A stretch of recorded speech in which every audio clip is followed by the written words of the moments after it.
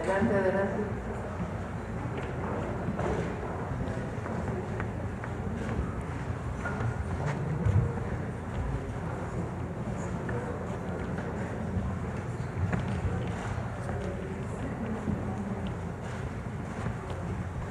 Siéntense, por favor. Bueno, hoy estamos de manteles largos. Nos acompaña un grupo muy nutrido de la comunidad científica de nuestro país. Vamos a presentar el día de hoy, así como presentamos el proyecto Línea, hoy vamos a presentar dos temas. Uno es el proyecto de el Centro de Diseño de Semiconductores, que ya nos van a platicar cuál va a ser su nombre.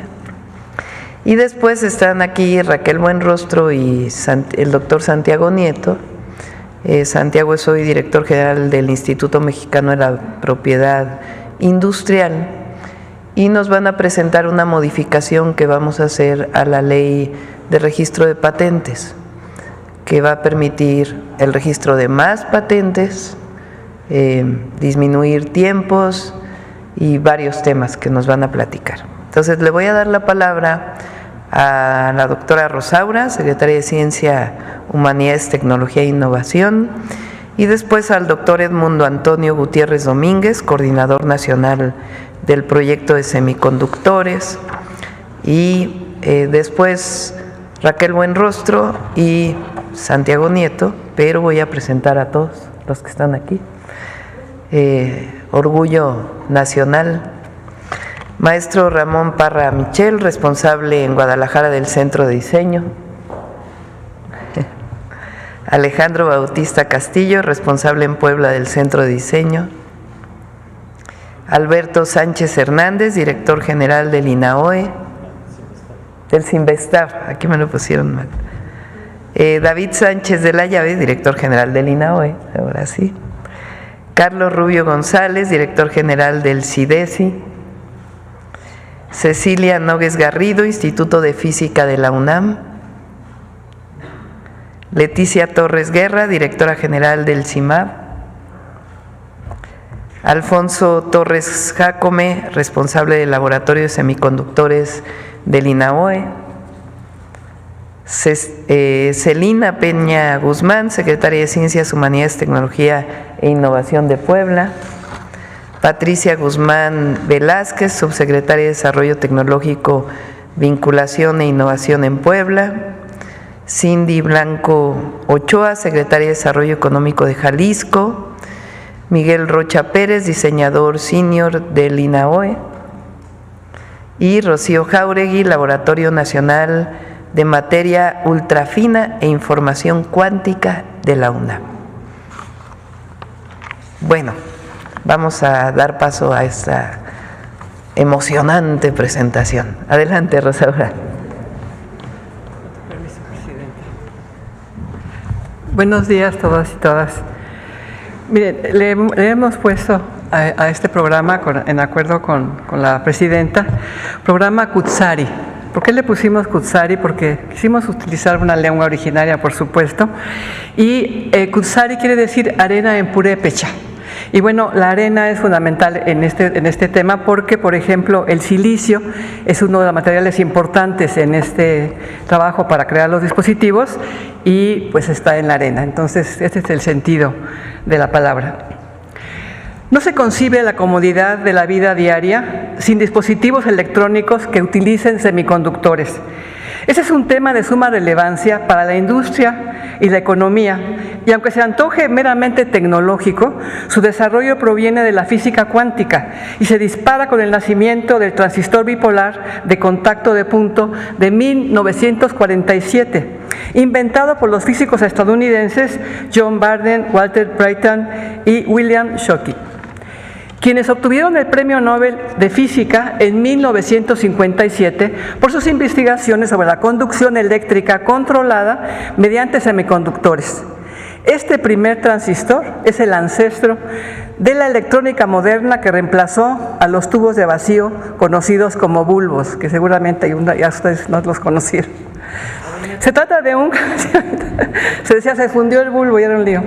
Se trata de un claro ejemplo de cómo la ciencia básica, que busca el conocimiento por el saber mismo, no porque se vaya a aplicar y después se aplica, da lugar a los grandes adelantos tecnológicos.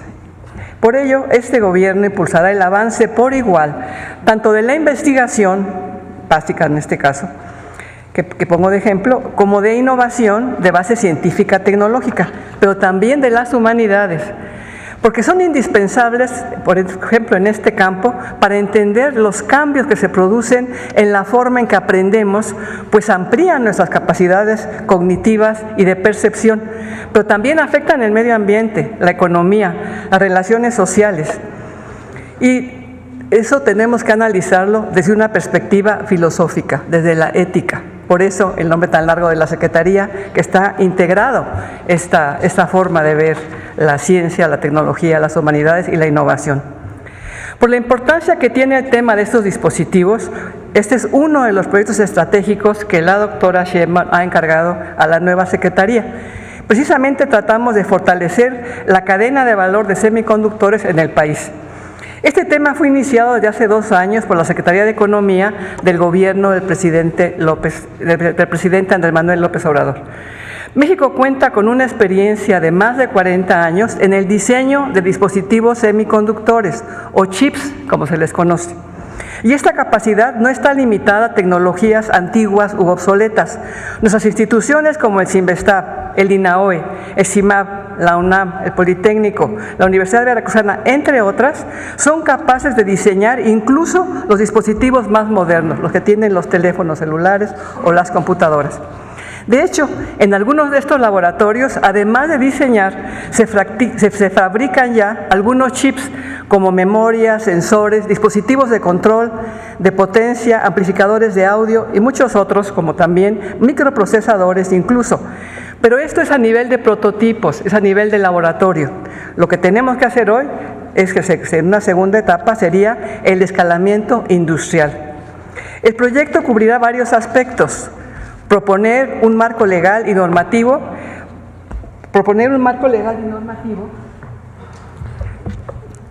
para fortalecer la maduración y transferencia de tecnología en el tema. Promover ecosistemas que incluyan toda la cadena de proveeduría en polos de desarrollo. Incentivar la producción tecnológica en electrónica de semiconductores. En una primera etapa, como lo señaló la presidenta, se creará un centro de diseño que aproveche la experiencia de las personas científicas y tecnólogas mexicanas. Para una segunda etapa, se incursionará en la fabricación de chips tipo tradicional o legacy, como se dice su origen en inglés, para satisfacer la demanda nacional en la industria electrodoméstica, automotriz, equipos médicos, sensores y otros dispositivos estratégicos para el país. En este proyecto participan académicas y académicos muy reconocidos, que algunos de ellos nos acompañan, ya los presentó la doctora Sheinbaum. Yo aprovecho para dar las gracias por su presencia y por el trabajo que han realizado todos ellos para poder llegar a esta presentación, a construir este proyecto. Nos acompaña, ya los presentamos, solamente quisiera decirles que la misión que nos hemos planteado con este grupo de estas instituciones, encabezados por la Secretaría de Ciencia, Humanidades, Tecnología e Innovación, la misión que nos hemos planteado es consolidar las capacidades de desarrollo de dispositivos basados en semiconductores en México, mediante la creación de un centro de diseño con viabilidad comercial inmediata y a mediano plazo un centro de fabricación con una visión estratégica. Con el permiso de la presidenta, le voy a dar la palabra al mundo. Muchas gracias. Adelante. Muchas gracias. Buen día.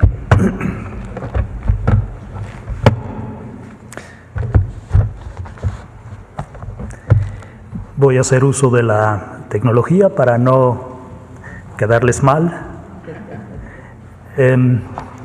Justamente gracias a los semiconductores es que podemos tener este tipo de instrumentos y tecnología para tener esta comunicación el día de hoy. Si bien las memorias se fabrican con semiconductores, mi memoria no está hecha de semiconductores, por eso me voy a apoyar en este instrumento para irles platicando un poco sobre la situación. Bueno, muy buenos días a todas y todos. Estimada doctora Claudia Sheinbaum Pardo, presidenta de México, doctora Rosaura Ruiz Gutiérrez, secretaria de Ciencias, Humanidades, Tecnología e Innovación, la CECITI, estimados colegas directores, directoras, investigadoras, investigadores, representantes de gobiernos estatales, audiencia que nos escucha y ve aquí y de manera virtual. La misión, muy bien, los circuitos integrados, comúnmente conocidos como chips, que se fabrican utilizando tecnologías basadas en materiales semiconductores, y de allí el nombre genérico que se utiliza para esta tecnología semiconductores, se han convertido en una componente presente transversalmente en casi todos los sectores industriales y en productos y servicios de uso cotidiano, lo que los ha llevado a convertirse en la tecnología en disputa estratégica y comercialmente a nivel global. En ese entorno global, México se prepara para participar activa y efectivamente en el desarrollo de la cadena de proveeduría de semiconductores, y por ello hemos establecido la misión de consolidar las capacidades de desarrollo de semiconductores en México mediante la creación de un centro de diseño con viabilidad comercial inmediata y a mediano plazo un centro de fabricación con una visión estratégica. La siguiente, por favor. ¿Cómo funciona la industria? La industria de semiconductores tiene una cadena de proveeduría de 3 eslabones. El primero de ellos consiste en el diseño de chips, lo cual se realiza con personal altamente capacitado, en general personal con posgrado, que define la función del circuito o sistema y mediante un software especializado convierte dicha función en un patrón geométrico para su posterior fabricación a nivel de oblea. Como se puede ver aquí, en esta oblea que les estoy mostrando, esta es una oblea de silicio de un proceso de fabricación de dispositivos semiconductores. Allí podrán ver una retícula con varios cuadritos, cada cuadrito corresponde a un chip. El segundo eslabón, la fabricación del diseño, es la más costosa de toda la cadena y consiste en la reproducción reticular de cada diseño individual a través de procesos químicos, fotolitográficos, mecánicos y térmicos que involucran el uso de más de 45 elementos de la tabla periódica. Esto les da una idea de la complejidad de una fábrica de dispositivos semiconductores. Estas fábricas, que pueden producir miles de obleas por semana, donde en cada oblea se reproduce el mismo chip en centenas o miles, llegan a costar desde los $300 millones, las tradicionales o tipo legacy, hasta cerca de 20,000 millones para las más avanzadas, las de alto rendimiento. En el tercer y último eslabón, cada uno de los chips se separan de manera individual de la oblea, se prueban, se encapsulan y se ensamblan. Aquí les voy a mostrar un ejemplo de uno de esos chips que ha sido separado individualmente de esta oblea y ha sido encapsulado en este tipo de formato que pueden en muchas ocasiones observar en algunas tarjetas. Una vez que tenemos el chip separado de manera individual, se tiene que desarrollar una aplicación en la cual se hace el ensamble y el encapsulamiento. Aquí está un ejemplo. Aquí pueden ver una tarjeta PCB, el chip que ha sido separado de la oblea está aquí y con esto tenemos ya una función. Ese es el tercer eslabón de la cadena de semiconductores y en la cual también se validan y se entregan al usuario final.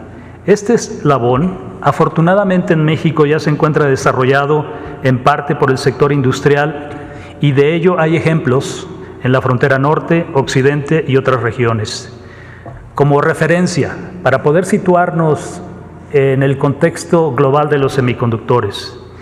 En el año 2024, las ventas globales de los semiconductores fueron del orden de $700,000 millones, dentro de los cuales el diseño agrega el 58% del valor total de la fabricación, agrega el 36% y el ensamble, pruebas y encapsulamiento el restante 6%. Y esto es consistente con una tasa de incremento anual del 20% de este mercado.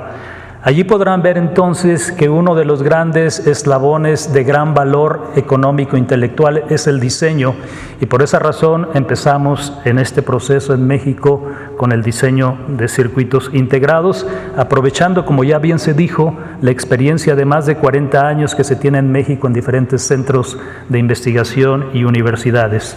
La que sigue, por favor. ¿Por qué un centro de diseño? Primero, por la ubicuidad de los dispositivos y sistemas basados en semiconductores, de los cuales cada vez dependemos más. Lo que estamos viviendo en este momento es resultado de la tecnología de semiconductores, todas las componentes, todos sus celulares que tienen allí. Además, porque ya tenemos más de 4 décadas de inversión en investigación, desarrollo tecnológico y formación de personal a nivel de maestría y doctorado, principalmente en el Instituto Nacional de Astrofísica Óptica y Electrónica, el INAOE, el Centro de Investigación y Estudios Avanzados, el CINVESTAF, la Universidad Nacional Autónoma de México, la UNAM, el Instituto Politécnico Nacional, el IPN, pero también en varios otros centros públicos e instituciones de educación superior, porque se ha tenido y se tiene vinculación con el sector industrial a través de convenios específicos entre centros públicos y la industria, porque ya se tiene experiencia haciendo diseño de chips para instrumentos científicos con especificaciones de muy alto nivel.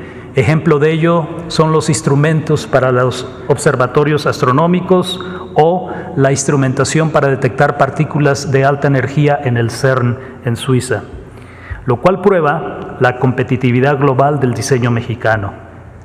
Porque en México, la industria local importa más de $20,000 millones al año en chips para la industria automotriz, para la industria de dispositivos médicos, de electrodomésticos, de productos de informática y computación, y porque queremos empezar la sustitución de importaciones de alto valor intelectual y comercial. Porque se tiene capacidad, además, en INAOE y CIDESI, no solo en diseño, sino también para fabricar prototipos de diversos tipos de sensores y chips con aplicación en satélites, telecomunicaciones, equipos médicos, lo cual se puede articular a plazo medio con la instalación de una fábrica de semiconductores que lleve la manufactura de nivel prototipo a escala industrial en nuestro país. Lo que está aquí es un ejemplo de ello. Este es un circuito integrado que ha sido fabricado en INAOE en Puebla, ha sido encapsulado y alambrado para pruebas, pero esto se hace a nivel de prototipo. La que sigue, por favor. ¿En qué segmento del mercado podemos diseñar? A grosso modo, el mercado de semiconductores se divide en 2 sectores: el de la tecnología tradicional, legacy en inglés, con aplicación en la industria automotriz, electrodomésticos, equipos médicos y otros, lo que está mostrado a la izquierda, los cuales se realizan con tecnologías de fabricación de nodos tecnológicos de 65 nanómetros y mayores hacia atrás. Cuando hablamos de nanómetros es importante hacer una referencia. En una micra caben 1000 nanómetros, y para que tengan idea, el grosor promedio de un cabello humano es de 100 micras. Eso significa que podemos tener 1000, si tenemos, por ejemplo, un transistor, que es la unidad de procesamiento digital y analógica más pequeña en una tecnología de semiconductores, eso significa que podríamos meter 10,000 transistores de 10 nanómetros cada uno, alineado en el diámetro del cabello humano. Controlar esas dimensiones a esa escala casi atómica es realmente un gran reto y por eso la complejidad de las fábricas de dispositivos semiconductores. El sector de tecnología de alto rendimiento mostrado a la derecha, que incluye microprocesadores de alto desempeño, memorias de alta densidad y velocidad, sensores de imágenes de alta resolución y otros específicos. En ese sector, los productos se realizan con tecnologías avanzadas de 28 nanómetros y menores hasta las actuales de 7 nanómetros.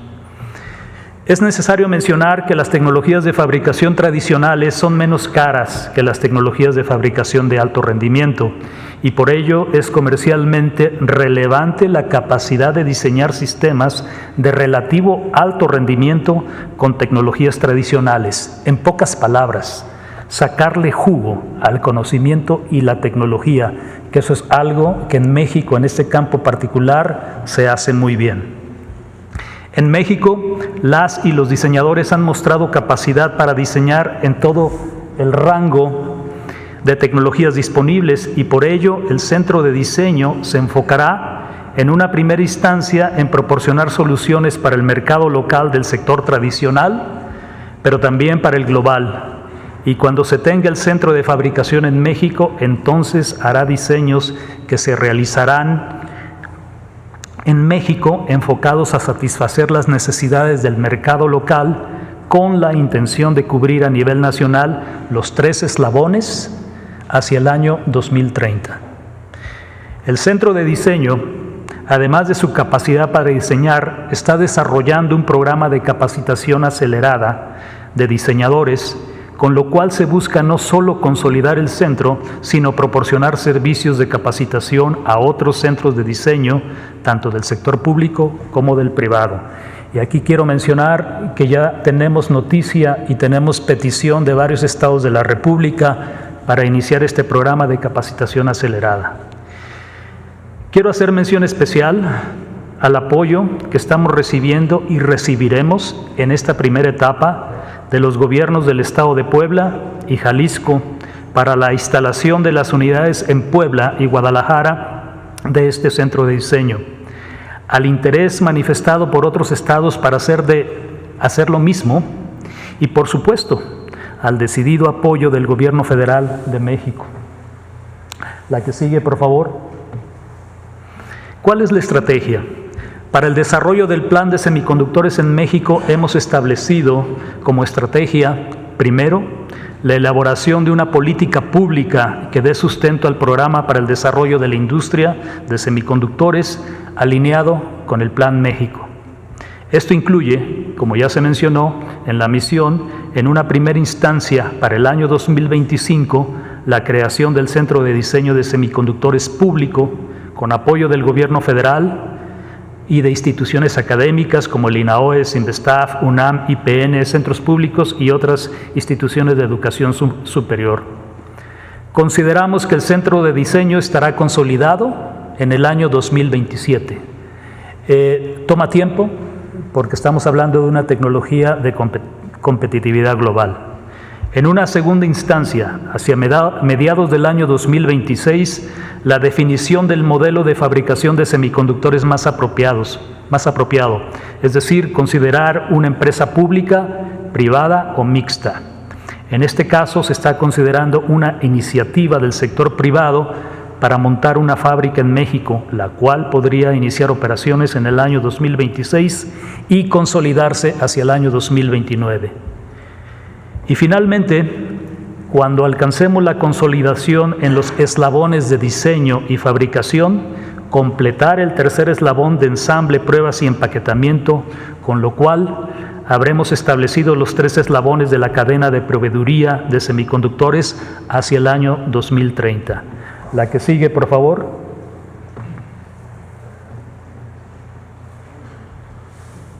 No, anterior.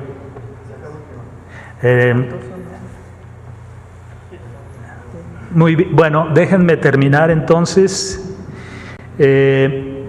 con un comentario.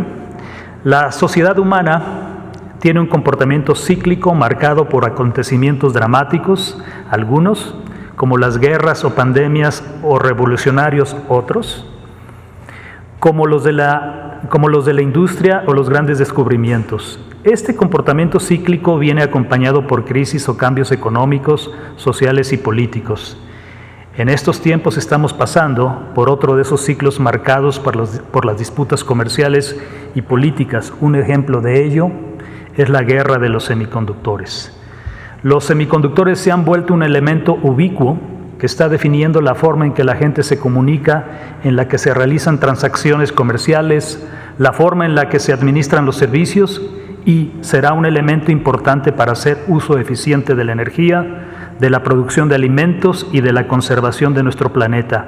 Por ello, es ahora o nunca. Muchas gracias por su atención. Gracias. ¿Alguno de ustedes quiere tomar la palabra de los científicos? Gracias. Muy bien, muchas gracias. Sí, el director del INAO.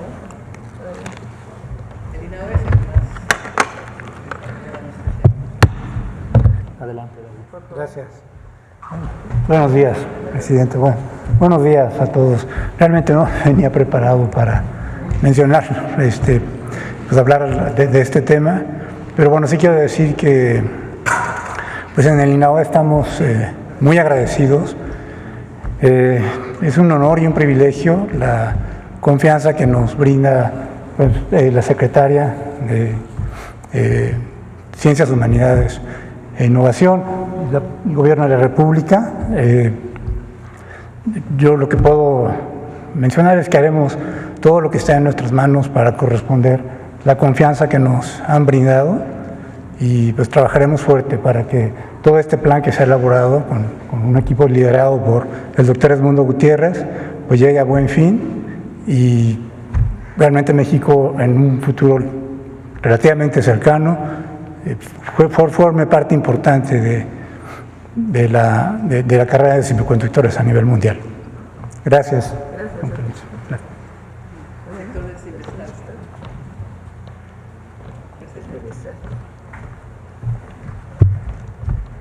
Bueno, yo también haré uso de la tecnología, como dice el doctor Edmundo, porque mi memoria tampoco es tan buena como la de los semiconductores. Es para CIMESTAB un gran orgullo ser partícipe de esta iniciativa, y vengo aquí con profunda responsabilidad representando a CIMESTAB.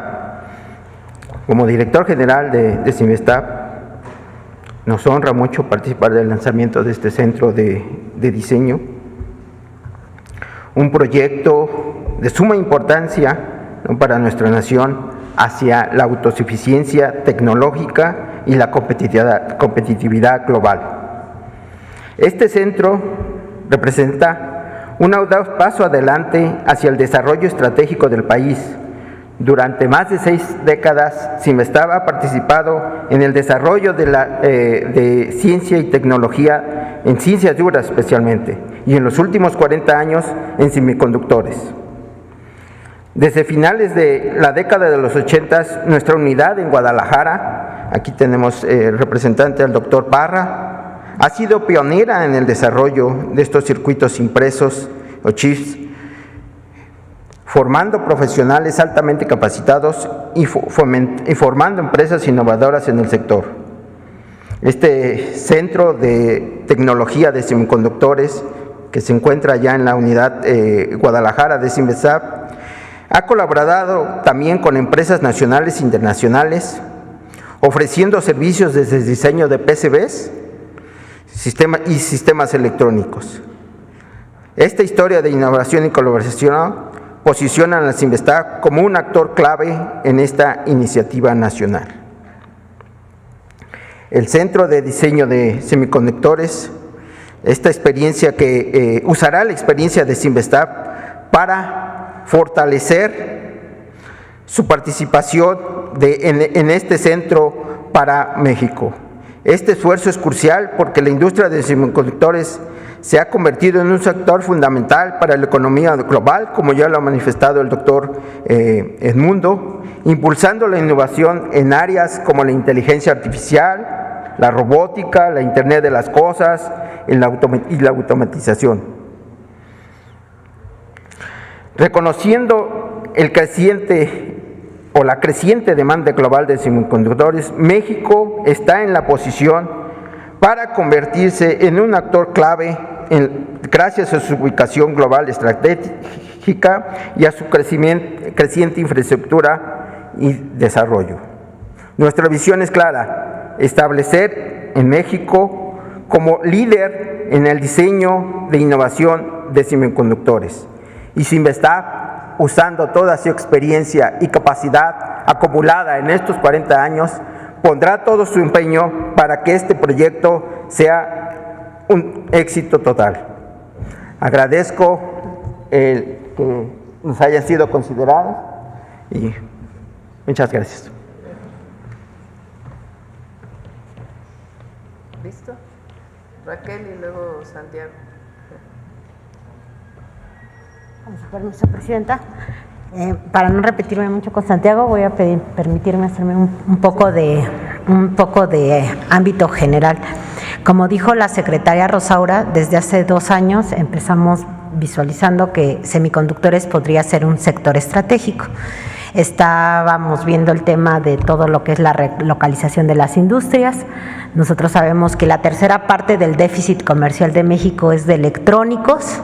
Entonces ahí vimos un gran potencial para que se desarrolle en México. Y también, como lo que acaban de mencionar todas las personas que nos presidieron, pues el mundo moderno no se imagina en los próximos años sin semiconductores. Entonces semiconductores es una apuesta segura, tenemos un déficit comercial, y además la otra característica que tiene el sector de semiconductores es que necesita mucha gente preparada a nivel técnico, técnico especializado, técnico profesional, maestros y doctores.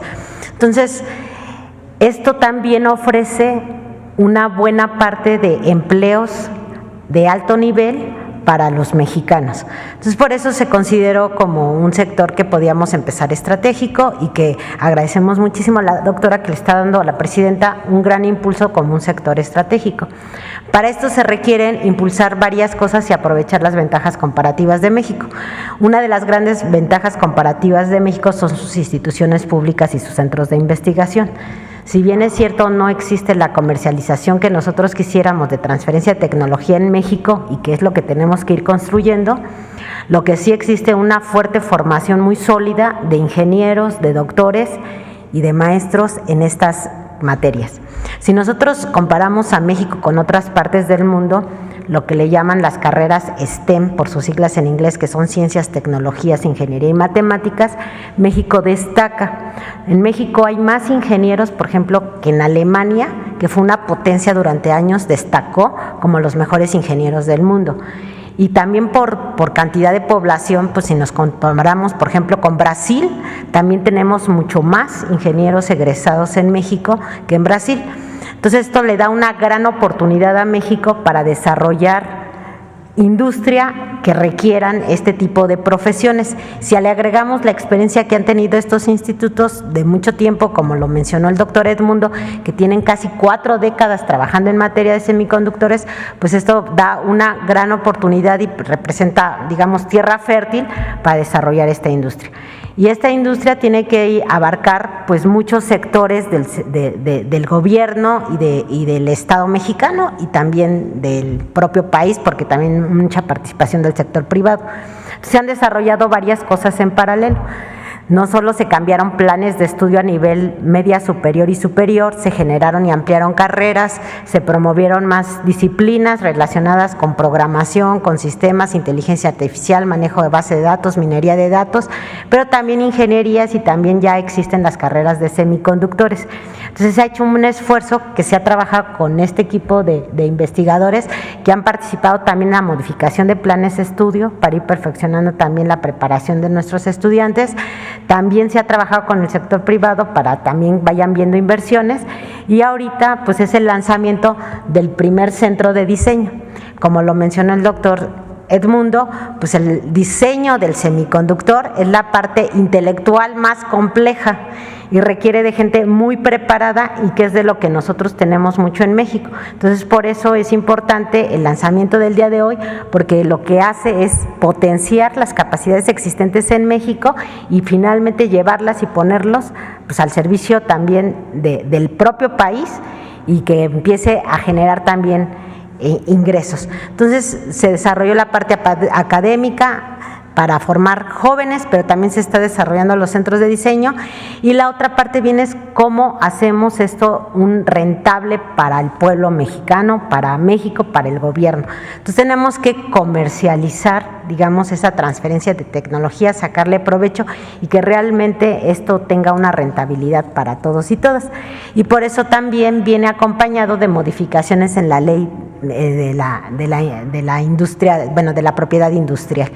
Ahí, ¿qué es lo que tenemos? Y yo voy a mencionar nada más algunas cuestiones generales. Pues lo que observamos es que, por ejemplo, la propiedad industrial no está tan desarrollada en México, ese concepto. Entonces, mucha gente, aunque tengamos científicos muy buenos y aunque tengamos industrias ya central, aquí en México, que ya hacen semiconductores y que son muy buenas y son reconocidas internacionalmente, no patentan aquí en México. ¿Por qué no patentan aquí en México? Porque a nuestra ley todavía le faltan algunas condiciones para competir a estándares internacionales y que la industria o el dueño de una patente se sienta protegido realmente para registrar en México y que no sienta que si hace un trámite aquí en México se le pueda robar su innovación. Entonces eso es lo que tenemos que ver. La otra es la velocidad y el tiempo con que se hacen las patentes. A nivel mundial, en promedio, se hacen en 3 años, 3.5 años. En México tardamos 4.3, tenemos que bajar los tiempos, pero además en estándares internacionales hay como un apartado de la patente. ¿Qué quiere decir? Que si yo tengo una innovación, voy a hacer una patente, hago el registro, pero tiene que tomar un tiempo razonable porque investigadores tienen que hacer el estudio y ver si realmente es algo innovador, algo nuevo y darle una patente. Eso lleva un tiempo razonable.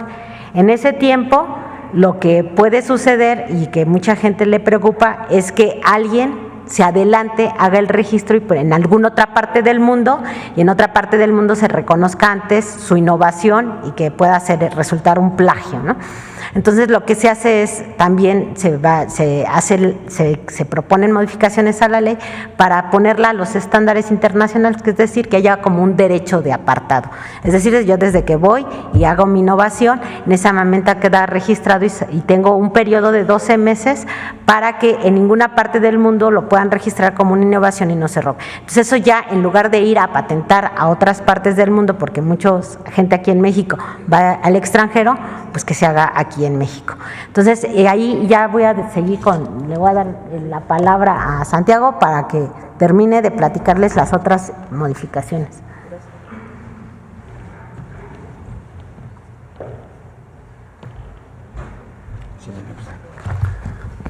Con su venia, Presidenta. Secretarias, buen rostro, secretaria Rosaura Ruiz, compañeros y personas distinguidas, personas que encabezan los centros de investigación en nuestro país. Como ya fue mencionado, México en este momento tiene 84 solicitudes de registro y 28 pendientes en materia de semiconductores, presentadas por mexicanas y mexicanos. Por otro lado, tenemos 343 solicitudes de patente de extranjeros, de los cuales se encuentran pendientes de resolución 120. Esta problemática habría que añadirle un diagnóstico que se elaboró por parte del INPI, la Secretaría de Economía, en colaboración con la Secretaría de Ciencias, en donde se recibieron durante 2024 16.189 solicitudes de patentes, de las cuales se concedieron 10.899 y de esas el 6.38% era de solicitudes de personas de nacionalidad mexicana y el resto 93.62 de personas extranjeras.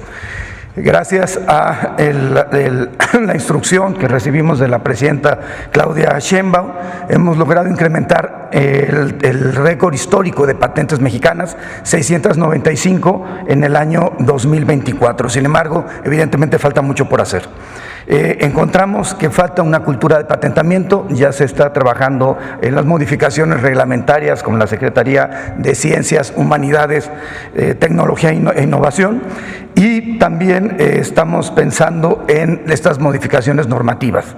La primera es que en México, cuando alguien presenta una solicitud de registro de patente, tiene una expectativa de derecho, no un derecho como tal. Lo que se está planteando con la patente provisional es poder tener un derecho al apartado de fecha para que en cualquier parte del mundo no pueda ser vuelto a registrar esa innovación, esa invención de la persona inventora o de grupo de inventores. Segundo, el tema de la reivindicación de la titularidad de los derechos cuando se acredite que hubo un plagio en la generación de una patente que se registró a nombre de una persona, una compañía o una persona física o moral que no tendría derecho absoluto sobre la patente registrada.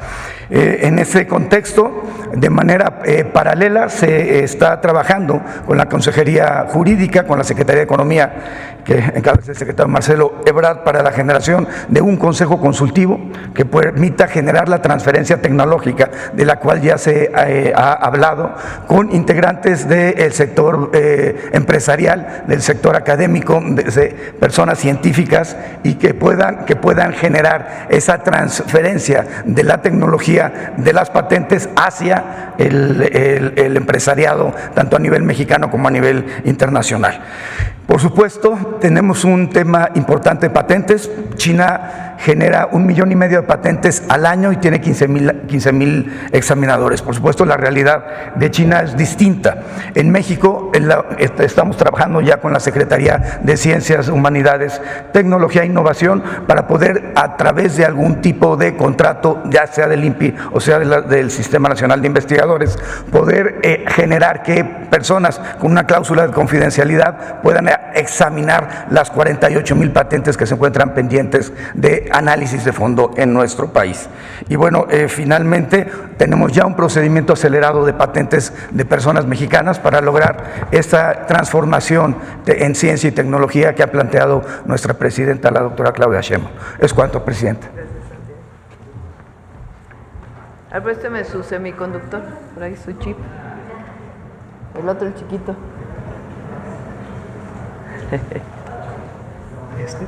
Sí, ¿este lo hicieron en el INAOE? Sí. Este es el del INAOE.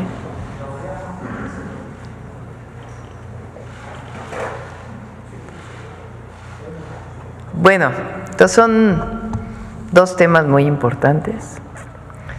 Les faltó Sonora, por cierto, que es Puebla, Jalisco y Sonora, en donde está el Plan Sonora y es parte del desarrollo de semiconductores. Y además es Investavo y INAOE tienen una unidad allá, ¿verdad? ¿INAOE? Sí. INAOE tiene una unidad en Sonora. Bueno, el Centro de Diseño de Semiconductores Cutzari, o Proyecto Cutzari, Centro Nacional de Diseño de Semiconductores.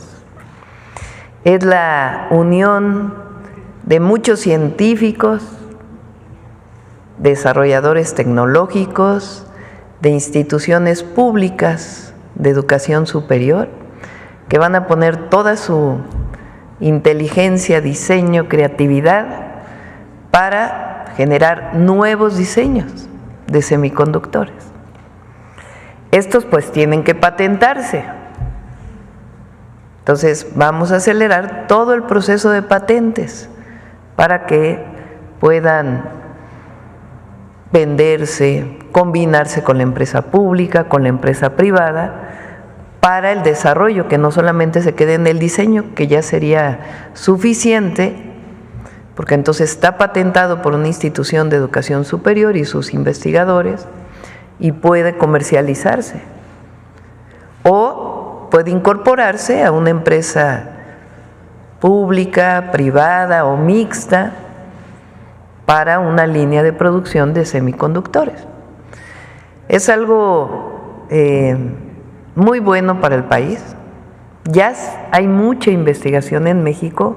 Ahora lo que estamos haciendo pues es poniendo todas estas mentes juntas y se coordina a partir de 2 institutos de investigación, 2 centros de investigación, el INAOE y el CINVESTAV, con la participación de la UNAM también. algo del Politécnico y de otros investigadores que tengan desarrollos en este sentido y que puedan ponerse juntos. Entonces es parte de este proyecto de desarrollo nacional, de desarrollo científico, de hacer de México una potencia científica y tecnológica. Ya hemos presentado el proyecto Línea y ahora presentamos este proyecto Cutzari, Centro Nacional de Diseño de Semiconductores. Bueno, ahora sí vamos a las preguntas. A ver, sobre el tema. Muchas gracias, presidenta. José Manuel Fuentes, de Capital 21, corazón de la capital. Preguntarle sobre el tema, ahorita me mencionaban el contexto internacional geopolítico de los chips. China, bueno, la empresa Huawei sacó un chip de 7 nanómetros. Preguntar de cuántos nanómetros va a ser ahora este chip que se va a producir en México. Sí, no es como bien lo presentó, si quiere comentarlo. Sí. No es una competencia de quién hace más pequeño. Gracias por la pregunta, porque nos da la oportunidad de explicar un poco este tema. Cuando se habla, por ejemplo, de geometrías mínimas y se habla de 7 nanómetros, en realidad no es la dimensión mínima del transistor, que es la unidad básica para construir un circuito. Es una nueva nomenclatura que surgió a partir de la tecnología de 28 nanómetros, pero la longitud mínima comercial con la cual se puede hacer un transistor y luego reproducir circuitos, sistemas complejos, es 14 nanómetros. Imagínate una llave de agua donde por el lado izquierdo entra el agua, por el lado derecho se recolecta. La longitud entre la entrada y la salida, la más pequeña en términos comerciales que se puede producir, es de 14 nanómetros. 7 nanómetros es una convención reciente, digamos, acuñada por la tecnología de semiconductores. Y en cuanto a qué podemos hacer en México, bueno, no es necesario ir hasta los 7 nanómetros, nodo tecnológico de 7 nanómetros. 350 nanómetros, por ejemplo, es competitivo para el sector automotriz, instrumentos médicos, TICs y otras aplicaciones que se van a encontrar por cualquier lado, su tarjeta bancaria, por ejemplo, o cualquier. Por ejemplo, con 350 nanómetros en México podríamos diseñar y fabricar toda la electrónica asociada con tarjetas, pasaportes, en fin, todo lo que requiera identificación de manera inmediata y almacenar la información en un servidor. Muchas gracias. También, presidenta, de este tema, preguntarle cómo se va a aprovechar el potencial que tiene México en el tema minero y de las tierras raras, ya que tengo entendido que se necesita también para la fabricación de estos chips. Sí, estamos trabajando. Este es un proyecto en donde están involucrados la Secretaría de Ciencia, Humanidades, Innovación, Tecnología e Innovación, la Secretaría de Economía, con Marcelo Ebrard, ahí está el INPI, pero además este Consejo Consultivo que se planteó. Raquel está ayudando desde buen gobierno para todo el desarrollo, digamos, jurídico, legal también de este proceso, y obviamente todas las instituciones de educación superior. Ese es, digamos, por un lado. Ahora, el tema de la minería pues es algo que tenemos que seguir trabajando en México, por los impactos ambientales que genera la minería. Entonces tenemos que hacer pues una discusión muy amplia de en qué sí y en qué no se sigue ampliando la producción minera. No solamente son estos materiales que menciona, sino también, por ejemplo, el cobre, que es muy importante para todo el desarrollo tecnológico. Entonces es una discusión que vamos a dar también y ya les informaremos. Gracias, presidenta. Y por último, también preguntarle, ayer se publicó en el Diario Oficial de la Federación el tema del maíz transgénico, que por motivos de que se perdió ahí se me fue el nombre, el comité. Panel. El panel, gracias, presidenta.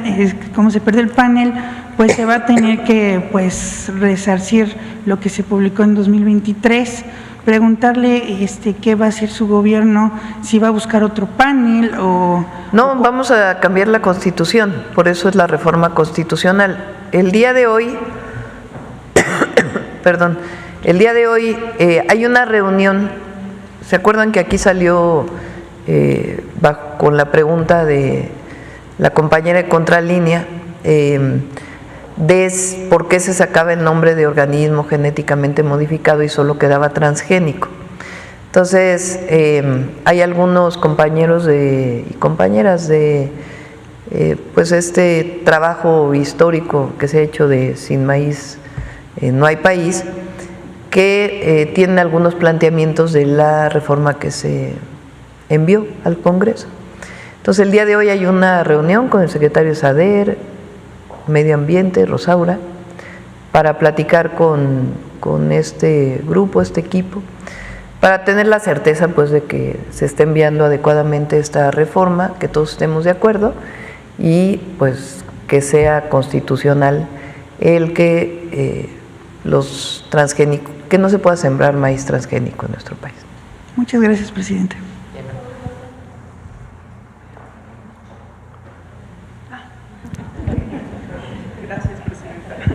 Buenos días, presidenta. Pues aprovechando también la presencia de la doctora Rosaura Ruiz, consultarle sobre el tema del vehículo O-Línea, cómo va, en qué fase se encuentra, saber si se podría contar con semiconductores ya fabricados en México para este proyecto tan ambicioso, si nos pudiera detallar.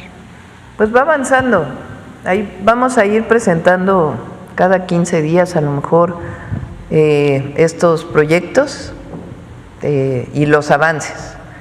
Así los invitamos como en unos 2 meses de nuevo para que nos informen cómo va. Igual el proyecto Línea, y vienen otros proyectos que estamos desarrollando y que vamos a informar pues a todo el pueblo de México a través de la mañanera. Muy bien, presidenta. En otros temas, representantes del sector patronal y sindical aseguran que las reformas aprobadas a la ley del Infonavit no contribuyen a fortalecer la institución y que se está poniendo en riesgo 350,000 millones de pesos, e incluso dicen que acudirán a instancias como la Organización Internacional del Trabajo. ¿Qué respondería usted? No es cierto. Los fondos de vivienda, todos los trabajadores que están afiliados al Infonavit, que son los mismos que están afiliados al Seguro Social o casi los mismos, aportan. Ese aporte, junto con el de la patronal, se va a un fondo. Ese fondo, pues, es el fondo que tiene el Infonavit. Una parte de ese fondo, se usa para la construcción de vivienda y otra parte debe resguardarse. Incluso está regulado por la Asociación mexicana de, ¿cómo se llama? No es asociación, la AMB, ¿cómo se llama? Bolsa y de Valores. La Comisión Nacional, Bancaria de Valores, exactamente. Porque se dan créditos con estos fondos. Entonces, la parte de los créditos sigue igual. Hay otra parte de esos fondos que son para construir vivienda, porque como ustedes han observado, pues hace mucho que el Infonavit realmente no construye vivienda, sino solo da créditos. ¿Qué es lo que ha pasado con esto, con el esquema de organización del Infonavit? Pues que había una parte de dirección patronal y una parte de dirección sindical o de los sindicatos que cometieron pues muchos de los actos de corrupción que se han venido mencionando aquí. En algunos casos probablemente estuvieron o no involucrados la parte del gobierno, pero lo cierto es que ni había transparencia y más bien mucha corrupción. Entonces, ¿qué se plantea ahora? Que esté la Dirección General del Infonavit, que en el Consejo, de manera tripartita, esté gobierno, el sector empresarial y el sector de los trabajadores, y que sea totalmente transparente la construcción de la vivienda y los fondos, incluso auditable por la Auditoría Superior de la Federación, que antes no se permitía. Entonces, es falso este planteamiento de que, como dice el PAN, que se van a usar los fondos de los trabajadores para quién sabe qué cosa, que los fondos están ahí, permanecen, ahí están, ahora se va a construir vivienda, va a haber transparencia y no va a haber corrupción. Ese es el objetivo de esa ley. Entonces, ya tuvieron varias reuniones y una reunión en particular con la Secretaría de Gobernación, donde todos dijeron que estaban de acuerdo con algunas modificaciones que se plantearon en la ley que fue aprobada en el Senado. Entonces me extraña que ahora, después de haber dicho que todos estaban de acuerdo, pues ahora dicen que no están de acuerdo. Esto es para bien del país y para bien de los trabajadores. Discúlpeme, no me presenté, Jimena Mejía de Grupo Imagen.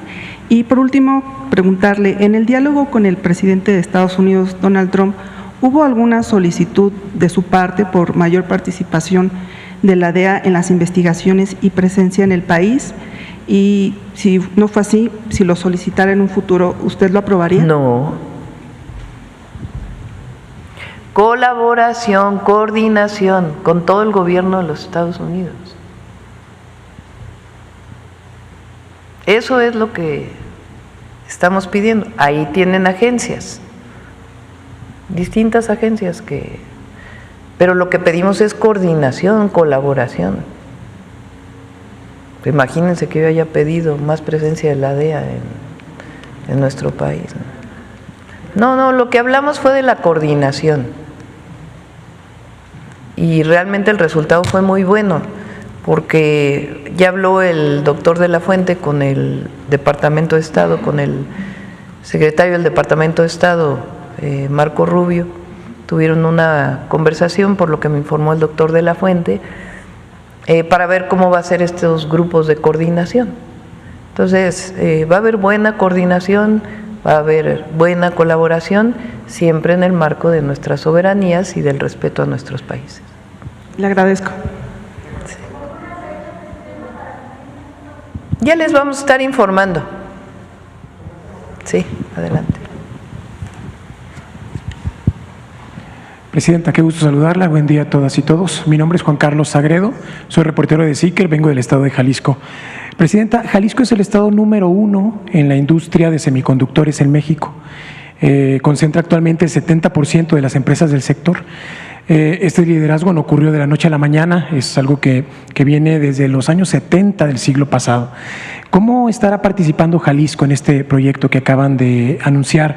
Y quisiera preguntarle también si el centro de diseño o el centro de construcción de semiconductores que se prevé a mediano plazo podría establecerse en Jalisco. Eso para empezar, gracias. ¿Por qué no le comenta esta idea de que no se necesitan las grandes construcciones para este centro de diseño? ¿Sí? Gracias por la pregunta. Mencioné durante la presentación que el Centro de Diseño de Circuitos Integrados tiene 2 polos, 2 unidades en este momento, Guadalajara y Puebla, y Sonora, por supuesto, perdón por el chip, que no funciona bien. Para el Centro de Diseño no se requieren grandes construcciones, lo que se requiere es esto que está aquí. Entonces, por lo general, si ustedes quieren ver un centro de diseño comparado con una fábrica de semiconductores, no lo van a ver.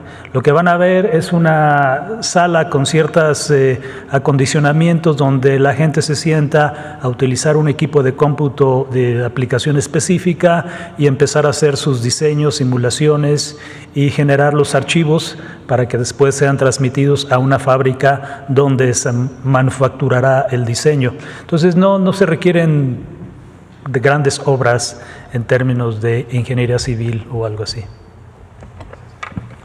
Pero en Jalisco hay mucha colaboración del Cinvestav con empresas como Foxconn y otras empresas. ¿Quiere alguien comentar esto? Adelante, por favor.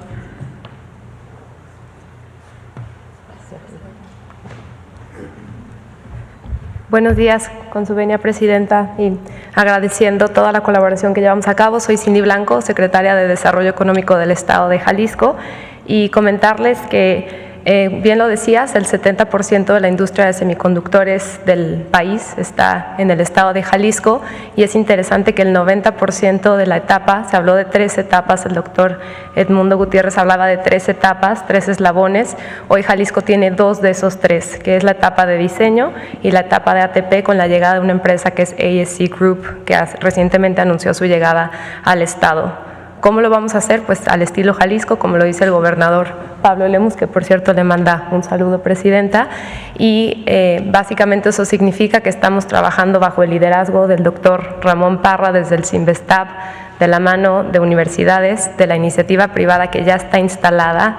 Tenemos empresas como Foxconn, como Infineon, como NXP, pero también tenemos ya empresas locales de mexicanos en diseño como Circuify, haciendo diseño avanzado. Entonces, como bien decía ahorita el doctor Edmundo, esta etapa de diseño la estaremos colaborando tanto el Estado, el gobierno del Estado, en colaboración con el CINVESTAB, como con la iniciativa privada que ya está instalada en el Estado. Gracias. Presidenta, en otro tema, vengo a plantearle un asunto que afecta a miles de personas en más de 20 estados del país. Permítame darle el contexto. La Fiscalía de Jalisco identificó más de 26.500 números telefónicos de posibles víctimas de fraude en distintas ciudades de la República Mexicana. Las estafas fueron realizadas desde un falso call center descubierto el 14 de enero pasado en Guadalajara. Las autoridades catearon el inmueble y aseguraron libretas con los números telefónicos de posibles víctimas en Ciudad de México, Baja California Sur, Coahuila, Durango, Guanajuato, Guerrero, Hidalgo, Michoacán, Morelos, Nuevo León, Puebla, Querétaro, Quintana Roo, San Luis Potosí, Tabasco, Tamaulipas, Veracruz, Yucatán y Tlaxcala. Los estafadores obtenían información de las cuentas bancarias de sus víctimas, haciéndose pasar como empleados de instituciones financieras. Desde entonces, las autoridades de Jalisco realizan trabajos para localizar a los afectados y exhortarlos a que presenten su denuncia. Sin embargo, dada la cantidad de números telefónicos, no ha sido posible contactar a la totalidad de los afectados. La Fiscalía informó este lunes pasado que girará colaboraciones a sus homólogos en las diferentes entidades del país para que coadyuven a la localización de estas personas que pudieron ser víctimas de estafa. Presidenta, ¿la Federación puede hacer algo para apoyar en la localización de estas más de 26,000 posibles víctimas de fraude?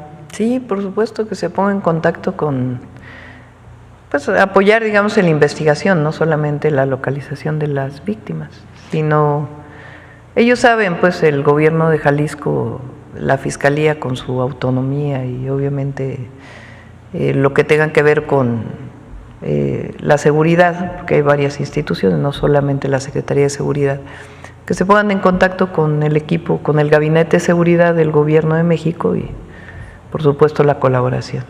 Presidenta, ¿es verdad que Jalisco es el estado que reporta más casos de este tipo? ¿Qué está ocurriendo en el país al respecto?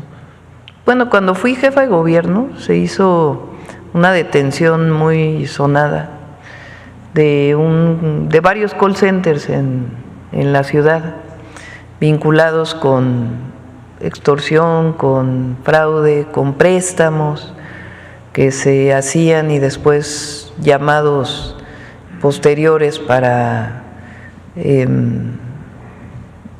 generar miedo, digamos, en aquellas personas que de alguna manera habían caído en la solicitud de un préstamo. Entonces sí hay acciones en distintas entidades de la República.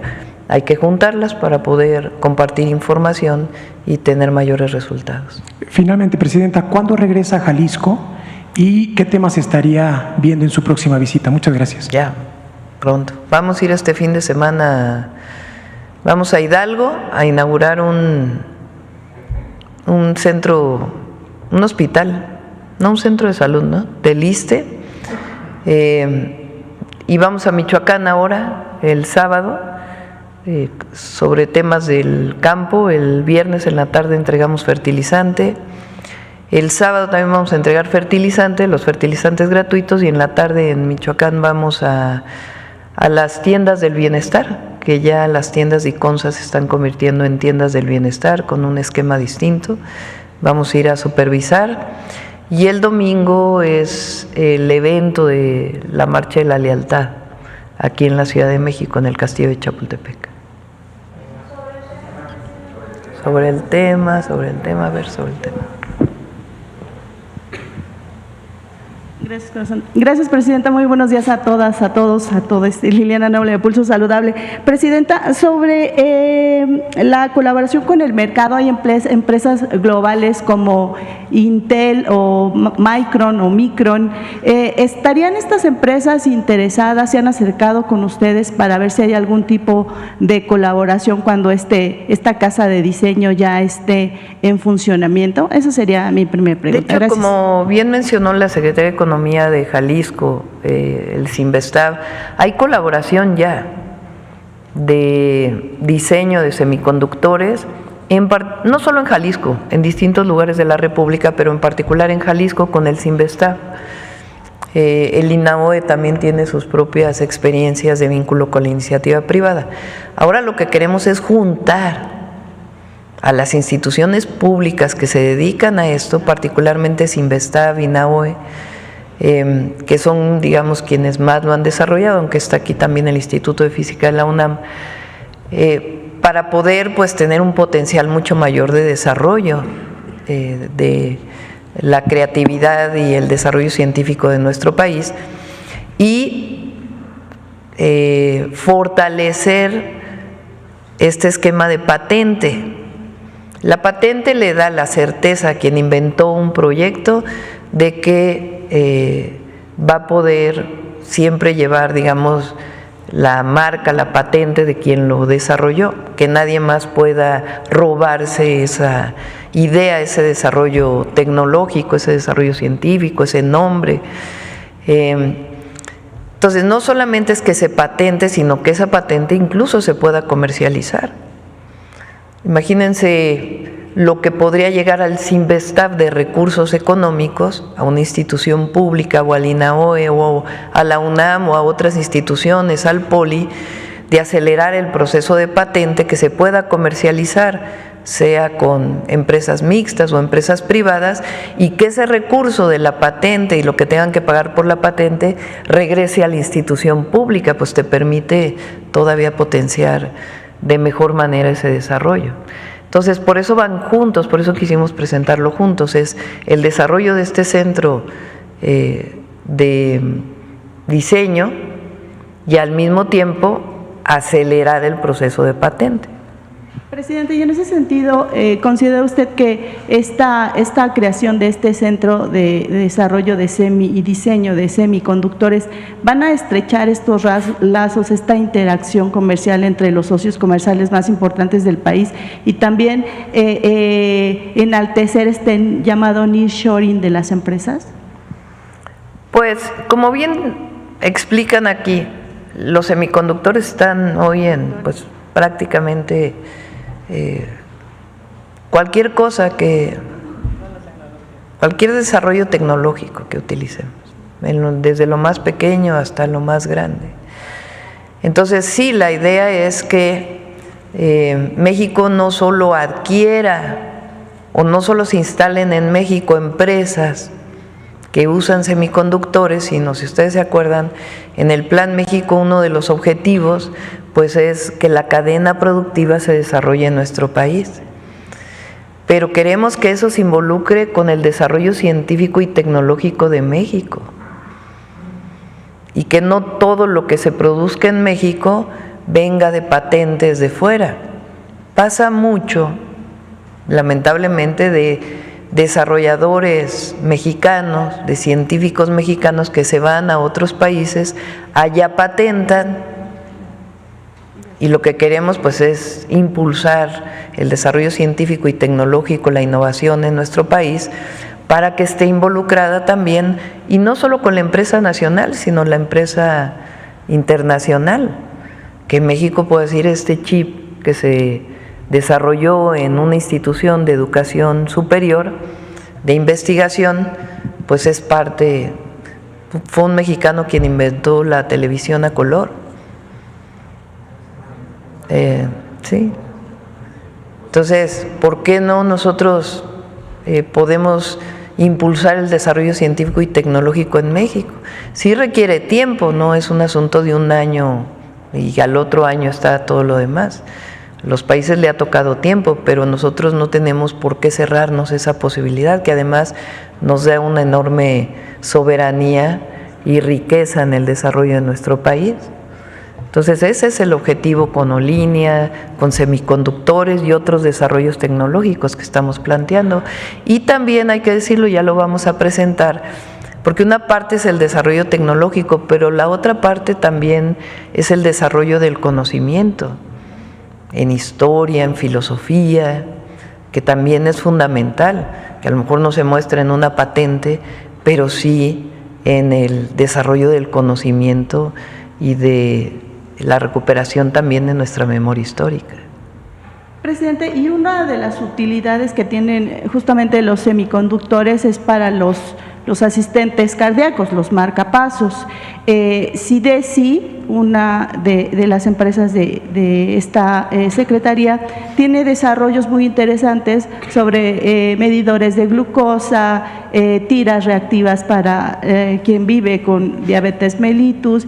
También tienen un diseño muy interesante, ya está en fase de estudio con pacientes en el instituto, en colaboración con el Instituto Nacional de Cardiología, para desarrollar un stent. México tiene que gastar alrededor o de invertir alrededor de 5 millones mensuales en stents para poder salvar la vida de quienes viven con una cardiopatía. Quisiera preguntarle también si se estaría pensando en hacer alguna estrecha colaboración CIDESI y los desarrolladores para también pensar en el futuro en desarrollar nuestros propios asistentes cardíacos llamados marcapasos. Sí, fíjense, en la pandemia descubrimos, bueno, yo descubrí, porque no creo que es un descubrimiento científico, sino una preocupación, que los, ¿cómo se llaman? Hisopos, ¿no? Los hisopos. Es de con los que nos hacían las pruebas del COVID, que es sí, una tira con algodón. Bueno, no es algodón, es una fibra particular. No se hacen en México. No se hacían.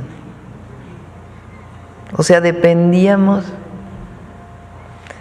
Cuando hubo el problema de los cubrebocas, que recuerden que los médicos usaban cubrebocas pues con mucho mayor fineza para evitar el contagio, pues resulta que no se fabricaban en México. Entonces, Rosaura, que estaba en la Secretaría de Ciencia, muy rápidamente juntó a científicos, a una pequeña empresa, y se empezaron a producir cubrebocas para médicos. No me acuerdo cómo se llamaba la... bueno. Pues ahorita nos platica de los hisopos para... y entonces empezamos a fabricar en la Ciudad de México, en Xochimilco, estos cubrebocas, que fueron muy importantes en un momento donde pues había escasez porque todo el mundo quería ese tipo de cubrebocas. Entonces no tenemos por qué en un momento de emergencia desarrollar todo, sino desde ahora. No sé si quieran platicar la directora la investigadora del Instituto de Física de la UNAM de esta experiencia. Ellos también hicieron otros cubrebocas y los hisopos. Sí, adelante. Directora. Adelante. Muchas gracias, Presidenta. Sí, bueno, buenos días. Sí, exactamente durante la pandemia y tratando de resolver algunos de los problemas que teníamos como país y como ciudad, ¿no? Principalmente, se trataron de desarrollar pues nuevos tipos de hisopos. Los hisopos son muy particulares porque tienen que estar hechos de un material en el que no proliferen bacterias, por ejemplo.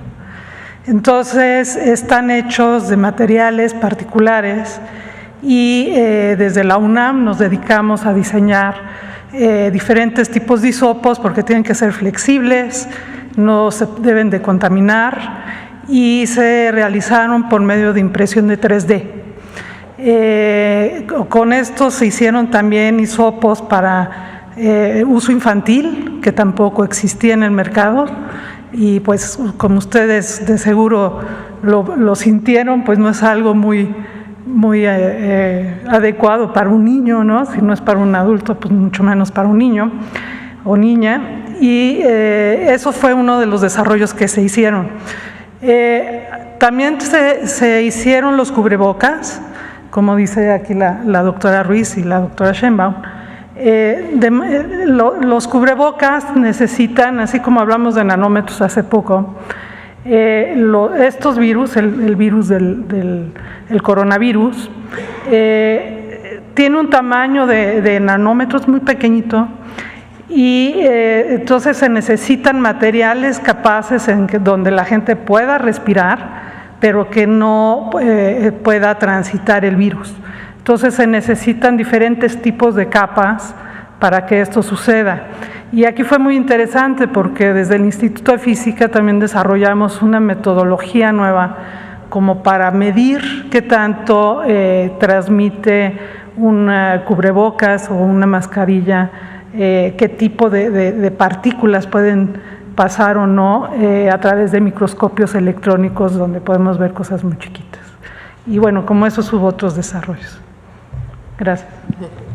Gracias. Y finalmente, Presidenta, quisiera saber cómo fue o cómo va el asunto de estos hospitales que tenían en concesión la iniciativa privada. Nos comentaba el expresidente Andrés Manuel López Obrador que ya se habían comprado algunos, pero todavía quedaban otros en estas negociaciones. No sé si forman parte de estos hospitales que nos ha venido a platicar aquí el director general Martí Batres. Eso sería todo. Gracias. Los que presentamos el martes son nuevos y son públicos, construcción con recursos públicos. En un caso pues es recursos del IMSS, en el IMSS Bienestar es recursos directamente del presupuesto de egresos de la Federación, y en el ISSSTE igual, es principalmente aportación de recurso público, de recurso del presupuesto federal. Todavía quedan algunos hospitales de aquellas viejas APPs. Si quieren la próxima vez que venga Salud, les pido que lo puedan decir, y se está viendo la manera de avanzar en ello. Por ejemplo, uno de ellos es el de Tláhuac, de aquí de el ISSSTE, que se sigue trabajando pues para que no continúe con este proceso que pues es muy caro. El APP lo que era es para no endeudar al gobierno, se le decía al privado: tú endeúdate, tú construyes, tú operas y yo te pago cada año. El tema es que esos contratos de largo plazo pues eran demasiado onerosos para el Estado, son todavía los que quedan. Entonces, ¿por qué? Porque pues ahí le cargan el interés privado de haber pedido un crédito de manera privada y la operación, que normalmente pues suben muchísimo los costos de lo que en realidad es. Entonces por eso se está quitando ese esquema de APPs y todavía pues en este año esperemos que podamos nacionalizar todos ellos. Y ahora lo que buscamos es un esquema, si hay asociación con la industria privada, distinto. Por eso le llamamos inversiones mixtas, ya no es APP, es el privado invierte una parte, el gobierno invierte otra, o alguna de las empresas públicas del Estado invierte otra. En la mayoría de los casos se busca que la inversión por parte del gobierno sea mayor, entonces compartes riesgos, digamos, pero compartes ganancias. Y no es tan oneroso. Entonces este esquema ya no se va a utilizar. Se dejó de utilizar con el presidente López Obrador, ya no se va a utilizar y se está orientando un esquema muy distinto de inversión mixta. A ver, vamos acá. Ya sé que Sonora dice, ¿y nosotros qué? Gracias. Buenos días, Presidenta. Buenos días para todos. Manuel López del Portal Digital Infopolitano. Dos cuestiones muy precisas. En el tema, Presidenta, ¿en qué medida va a contribuir este proyecto para el Plan México que se está impulsando desde el Gobierno federal? Porque es un proyecto muy ambicioso, prácticamente en 6 años se pretende consolidar pues todo el desarrollo en esta materia que hay desde hace más de 40 años, ¿no? Pues muchísimo.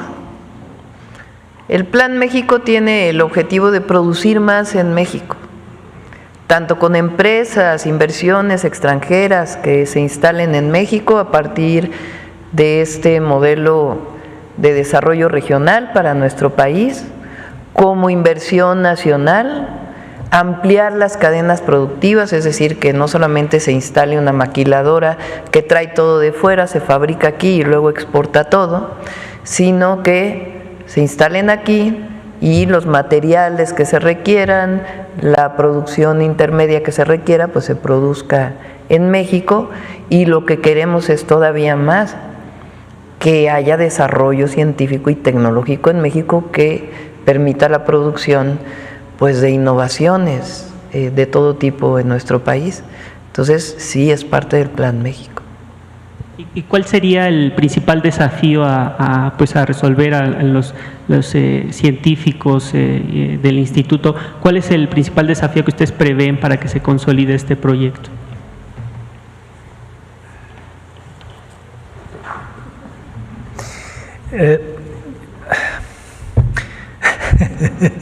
El principal desafío en este momento es, si bien contamos con personal altamente capacitado y que es competitivo a nivel global, porque ya se ha demostrado en los últimos años, el principal reto es capacitar de manera acelerada personal que esté orientado hacia el diseño y fabricación de dispositivos semiconductores, de tal manera que podamos acomodarnos en un espacio de tiempo durante esta gestión y poder ser competitivos. Ese es el principal reto, lo cual significa que este centro de diseño y esta iniciativa de semiconductores, en términos generales, tendrá que asociarse con las instituciones de educación superior para generar programas que nos permitan capacitar gente de manera acelerada, pero no hay que olvidar algo muy importante. Tenemos que seguir preparando ingenieros, maestros y doctores en ciencia, porque ellos van a ir supliendo de conocimiento nuevo que va a ir apoyándonos para el desarrollo de tecnologías avanzadas. Así que el principal reto que enfrentamos en este momento, y no solamente México, Estados Unidos y otros países, es la generación de profesionales con un alto nivel enfocado en la línea de semiconductores o en cualquier otra que se decida.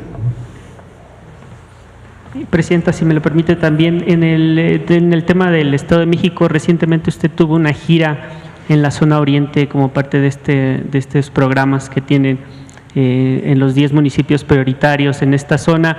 Preguntarle, incluso también tuvo una reunión con alcaldes, ¿no?, de esta región de Nezahualcóyotl, Chimalhuacán, Valle de Chalco, en fin.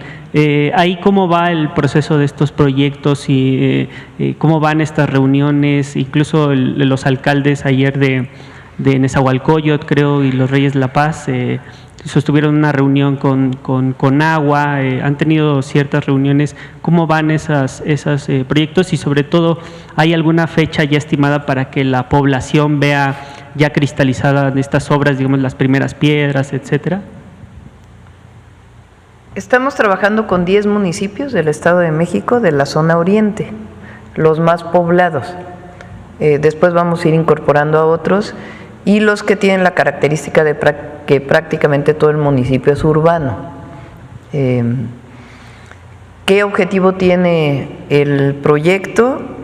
Es una zona que creció muchísimo, tiene cerca de 10 millones de habitantes.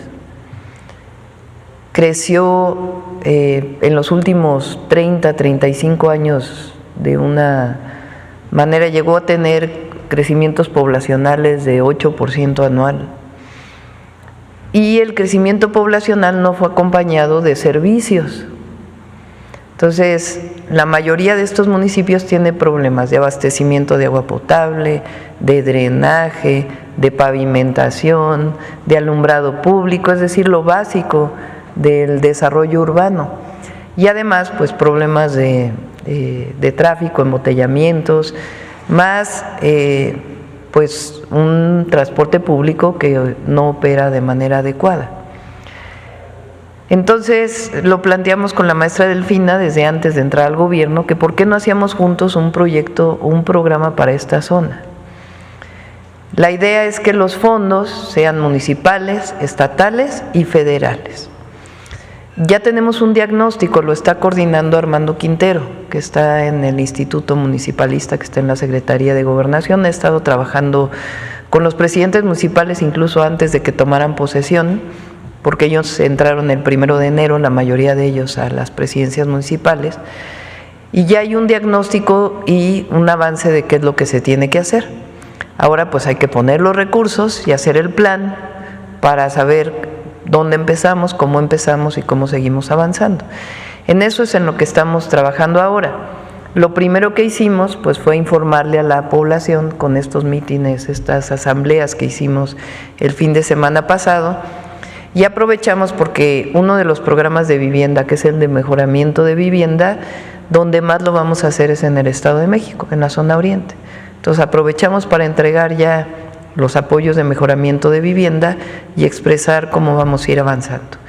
Yo creo que más o menos en unos 15 días ya tenemos con qué vamos a iniciar en el 2025.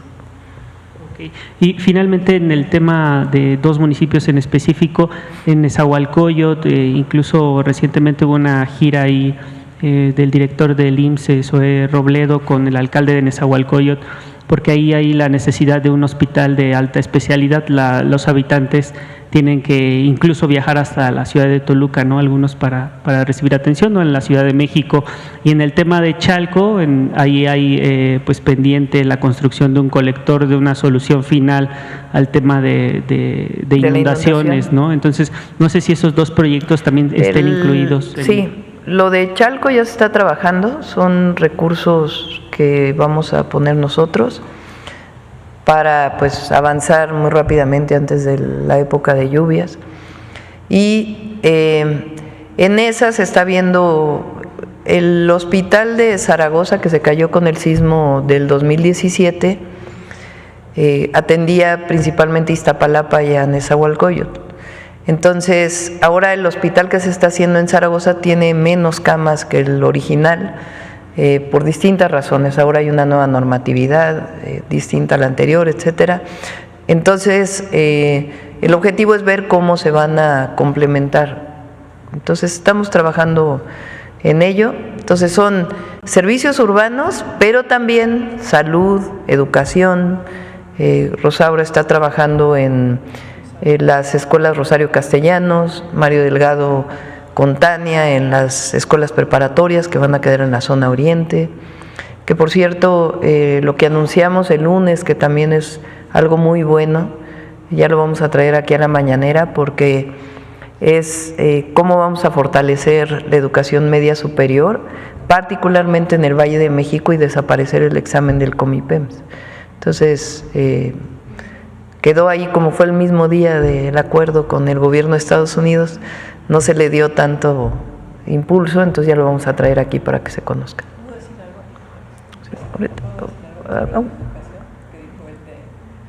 Sí.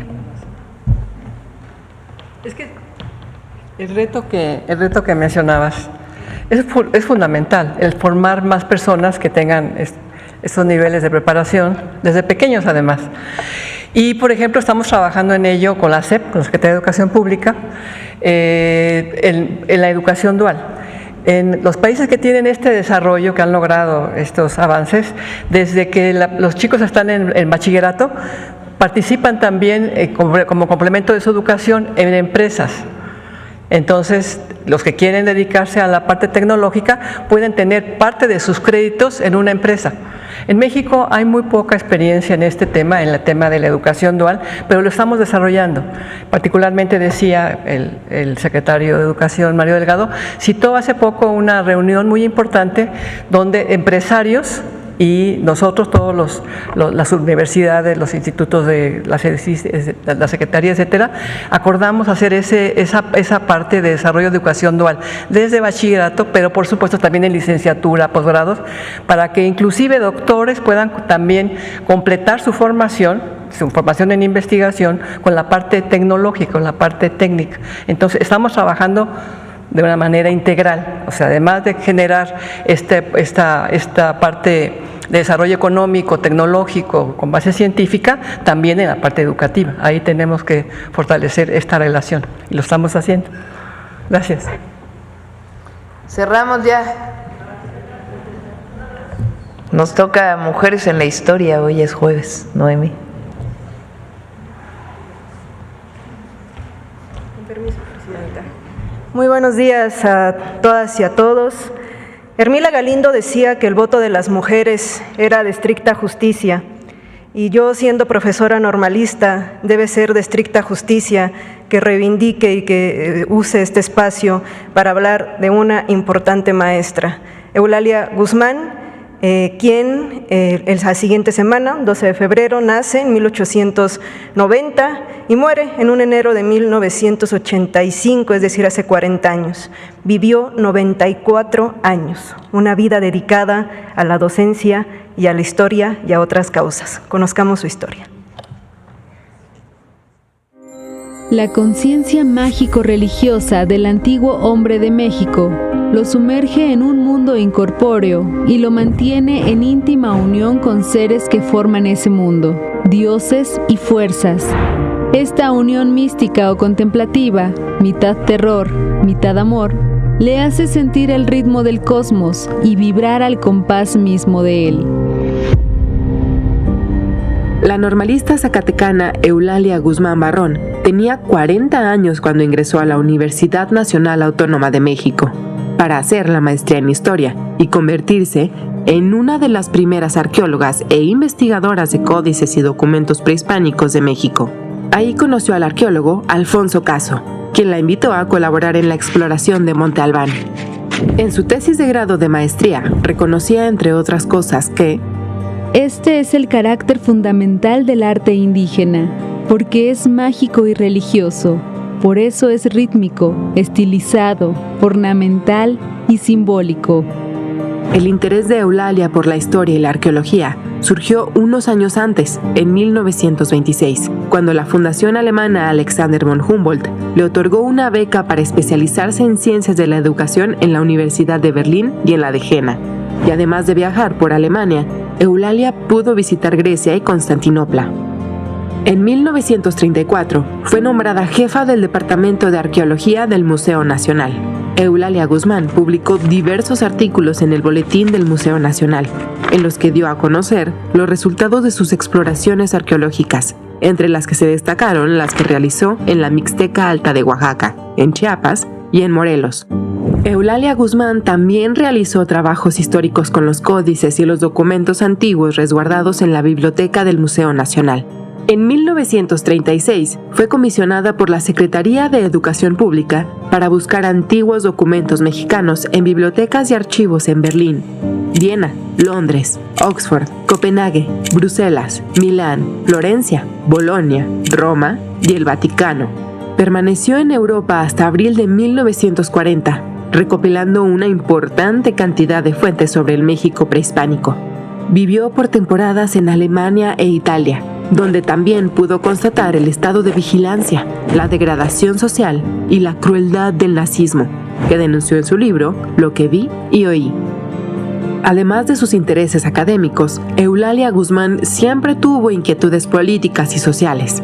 Con tan solo 16 años, se unió al club político femenino Admiradoras de Juárez, para luchar junto a sufragistas como Hermila Galindo por la ciudadanía plena de las mujeres. También apoyó la causa antirreeleccionista y durante el gobierno de Francisco I. Madero, estableció junto con otras normalistas un centro de alfabetización para obreras. Décadas después, Eulalia Guzmán participó junto con Vicente Lombardo Toledano, Narciso Bassols y otros políticos e intelectuales en la fundación del Partido Popular Socialista. Hacia finales de los años 40, Eulalia Guzmán se vio envuelta en una de las polémicas arqueológicas más intensas del siglo XX. Fue la encargada de la investigación y recuperación de lo que se creyó eran los restos del Tlatoani Cuauhtémoc. No obstante, arqueólogos como Alfonso Caso y Jorge Acosta, amigos suyos, criticaron los hallazgos, afirmando que no había procedido de manera científica. Más tarde se comprobó que los restos no pertenecían al afamado Tlatoani, lo que impactó en el prestigio de Eulalia. A pesar de los ataques de sus detractores, su compromiso con la investigación y comprensión del mundo prehispánico, lo mismo que su activismo político y social, continuó hasta 1985, cuando falleció a los 94 años.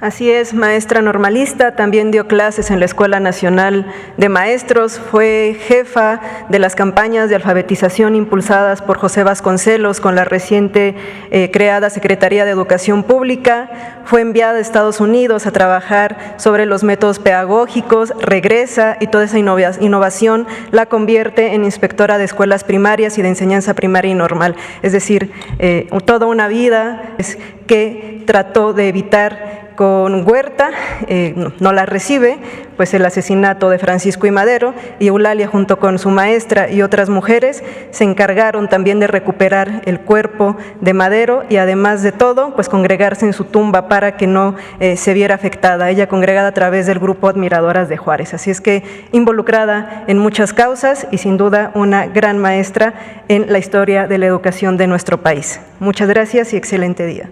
Gracias. Gracias, nos vemos mañana. Adiós. Ah, sí, cómo no, vénganse. Vénganse para acá todos. El chip. El chip.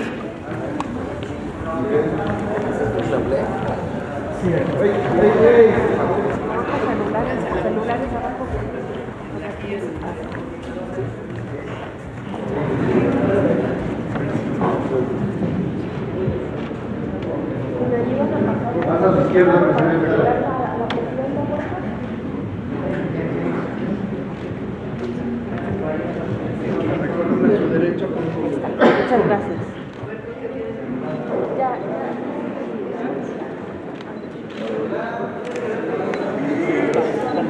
Acá primero.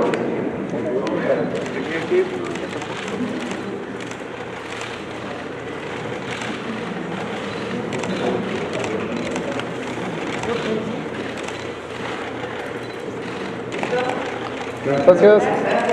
Gracias. Gracias. Ahí estamos entonces con eso.